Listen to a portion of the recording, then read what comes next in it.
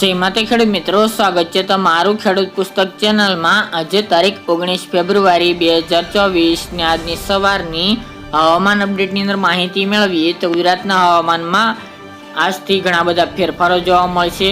દિવસ દરમિયાનનું તાપમાન ફરીવાર નીચું આવશે। સાથે જ એક બહોળું વેસ્ટર્ન ડિસ્ટર્બન્સ પસાર થતાં ગુજરાતમાં ફરીવાર ઠંડીના રાઉન્ડની સંભાવના છે। આ સાથે જ આજથી ઝાકળ વરસાદનો પણ રાઉન્ડ જોવા મળશે, તેની પણ માહિતી આપણે આ વિડીયોની અંદર મેળવીશું। ચેનલમાં નવા હોય તો ચેનલને સબસ્ક્રાઈબ કરી દેજો અને વિડીયોને લાઈક આપીને શેર કરી દેજો। અત્યારે ગુજરાતની અંદર બેવડી ઋતુ જોવા મળી રહી છે। આ સાથે જ ફરી એક બહોળું વેસ્ટર્ન ડિસ્ટર્બન્સ ઉત્તર ભારતના વિસ્તારમાંથી પસાર થઈ રહ્યું છે, જેના કારણે ઉત્તર ભારતના ઉત્તરાખંડ સહિતના મોટાભાગના રાજ્યોની અંદર ભારે હિમવર્ષા થશે। આ સાથે ભારે વરસાદની પણ આગાહી કરવામાં આવી છે, જેના કારણે ગુજરાતના હવામાનમાં પલટો આવી શકે છે। આગામી 24 ફેબ્રુઆરી સુધી ગુજરાતમાં ફરીવાર તાપમાન 5 થી લઈને 7 ડિગ્રી સુધી નીચે આવે તેવી સંભાવના છે। આ સાથે જ અમુક વિસ્તારની અંદર વાદળછાયું વાતાવરણ પણ જોવા મળશે। આગામી 24, 25 અને 23 તારીખ સુધી એટલે કે 3 દિવસ દરમિયાન ગુજરાતમાં ફરીવાર આ વેસ્ટર્ન ડિસ્ટર્બન્સને કારણે ઉત્તર ગુજરાત, કચ્છ અને સૌરાષ્ટ્રના વિસ્તારની અંદર ફરીવાર વાતાવરણમાં પલટો જોવા મળશે અને વાદળછાયું વાતાવરણ આવનાર દિવસોની અંદર જોવા મળે તેવી પણ સંભાવના દેખાઈ રહી છે। હાલની અપડેટ મુજબ કોઈ વરસાદની સંભાવના જણાઈ રહી નથી, ફક્ત ગુજરાતમાં તાપમાન નીચે આવશે, જેના કારણે બપોરનું તાપમાન તેમજ રાત્રિનું તાપમાન નીચે આવવાથી ફરીવાર એક ઠંડીનો હળવો તેમજ મધ્યમ રાઉન્ડ જોવા મળે તેવી સંભાવના છે। ઉત્તર ગુજરાત અને કચ્છના વિસ્તારની અંદર ફરીવાર 10 થી લઈને 13 ડિગ્રી સુધી તાપમાન ફરી નીચું આવે તેવી સંભાવના રહેલી છે। આ સાથે વાત કરવા જઈએ તો અત્યારે પવનની ઝડપ નોર્મલ કરતાં થોડી વધારે જોવા મળશે અને ઉત્તર પશ્ચિમના પવનો જોવા મળે તેવી સંભાવના રહેલી છે। તે ઉપરાંત આજથી એક ઝાકળ વરસાદનો હળવો રાઉન્ડ જોવા મળે તેવી સંભાવના છે, જેમાં વહેલી સવારે ધુમ્મસભર્યું વાતાવરણ જોવા મળશે। કોઈ ભારે ઝાકળ વરસાદની શક્યતા જણાઈ રહી નથી, પરંતુ ધુમ્મસ રહી શકે છે। સાથે જ 11 વાગ્યા સુધી ધુમ્મસભર્યું વાતાવરણ જોવા મળે વહેલી સવારે તેવું અનુમાન છે, જેમની અંદર ઉત્તર ગુજરાત, કચ્છ, સૌરાષ્ટ્ર, મધ્ય અને પૂર્વ એટલા વિસ્તારની અંદર ધુમ્મસભર્યું વાતાવરણ રહી શકે છે, જ્યારે સૌથી ઓછું દક્ષિણ ગુજરાતના જિલ્લાઓની અંદર અસર જોવા મળે તેવી સંભાવના દેખાઈ રહી છે।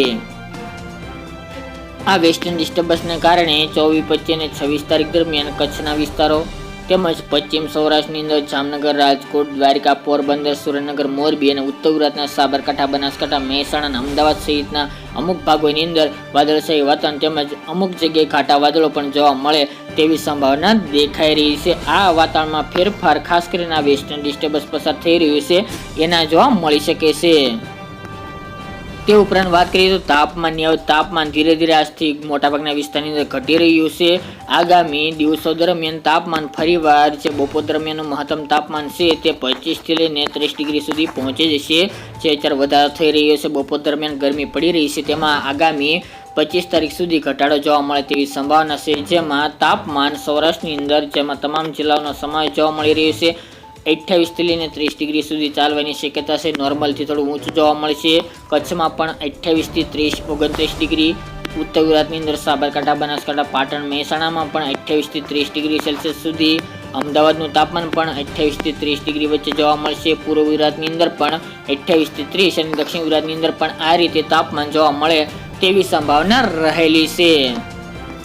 જ્યારે વાત કરવા જઈએ તો રાત્રિના તાપમાન મેં આપણે જણાવ્યું તે પ્રમાણે કે ઠંડીનો હળવો રાઉન્ડ જોવા મળશે, પરંતુ ઉત્તર ગુજરાત અને કચ્છમાં થોડી ઠંડીમાં વધારો જોવા મળી શકે છે। તાપમાન 10-11 ડિગ્રી સેલ્સિયસ સુધી આબુ, અંબાજી તેમજ પાલનપુર, ડીસા, થરાદ, ધાનેરા અને બોર્ડર લાગુ જે રાજસ્થાન વિસ્તાર છે એમાં તાપમાન 10-11 ડિગ્રી સેલ્સિયસ સુધી જોવા મળે તેવું શક્યતા રહેલી છે। આ સિવાય ડુંગરપુર, અરવલ્લી, મોડાસાનો વિસ્તાર, હિંમતનગર, ખેડબ્રહ્મા, મહેસાણા, રાધનપુર, ભાંભર, પ્રાંતિજ, સલાલ, વિસનગર, પાટણ, મહેસાણા એટલા જિલ્લા, અરવલ્લી જિલ્લો આ વિસ્તારની અંદર 12 થી લઈને 10 ડિગ્રી સેલ્સિયસ સુધી તાપમાન રહી શકે છે, જ્યારે બોર્ડર લાગુ રાજસ્થાન એમાં 10 થી 11 ડિગ્રી તાપમાન રહેવાની સંભાવના રહેલી છે।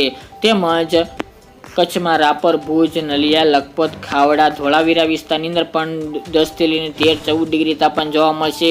સૌરાષ્ટ્રનું તાપમાન પણ 2 થી 3 ડિગ્રી ઘટવાની સંભાવના છે। હળવદમાં 13-14 ડિગ્રી, રાજકોટ 16 ડિગ્રી, જ્યારે જામનગર, પોરબંદર, દ્વારકા, જુનાગઢ, બોટાદ, અમરેલી, ભાવનગર સહિતના વિસ્તારની અંદર 15 થી લઈને 18 ડિગ્રી વચ્ચે તાપમાન ચાલશે। અમદાવાદ, દાહોદમાં પણ તાપમાન નીચે આવે તેવી સંભાવના છે. અમદાવાદમાં 13 ડિગ્રી આજુબાજુ, વિરમગામ 12, ધોળકા, નડિયાદ, કપડવંજ, ખેડા સહિતના ભાગોની અંદર પણ 10 થી લઈને 13 ડિગ્રી સુધી એટલે કે એની વચ્ચે તાપમાન જોવા મળી શકે છે. દાહોદ, ગોધરા અને પંચમહાલ અને બોર્ડર લાગુ વિસ્તાર મધ્યપ્રદેશ એમાં પણ 10 થી 12, 13 ડિગ્રી સેલ્સિયસ સુધી તાપમાન રહી શકે છે.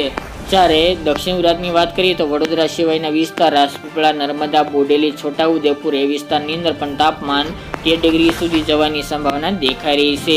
સુરત, વલસાડ, નવસારી, તાપી એ વિસ્તારની અંદર 15 ડિગ્રી ઉપર તાપમાન રહેવાની શક્યતા રહેલી છે. આ સિવાય વાત કરીએ તો ઝાકળ વરસાદનો રાઉન્ડ જોવા મળશે. હળવો સામાન્ય ઝાકળ પડે, વહેલી સવાર ધુમ્મસભર્યું વાતાવરણ રહે તેવું અનુમાન રહેલું છે. બાકી ગુજરાતમાં અન્ય કોઈ ફેરફાર થવાની સંભાવના રહેલી નથી. તેમજ બપોર દરમિયાન અને સાંજના સમયે ઉકળાટનું પ્રમાણ જોવા મળશે. બપોર દરમિયાન ગરમી પણ જોવા મળશે અને વહેલી સવારે અને રાત્રિ દરમિયાન 25 તારીખ સુધી ઠંડુ વાતાવરણ જોવા મળશે. ઠંડી હળવીથી મધ્યમ ઠંડી જોવા મળે તેવી સંભાવના રહેલી છે. પવનની ઝડપ નોર્મલ કરતાં વધુ જ રહેવાની સંભાવના દેખાઈ રહી છે. તો મિત્રો, આ ત્યાંની વહેલી સવારની અપડેટ. ફરી એક નવા વિડીયો સાથે મળશું. આજ માટે આટલું જ.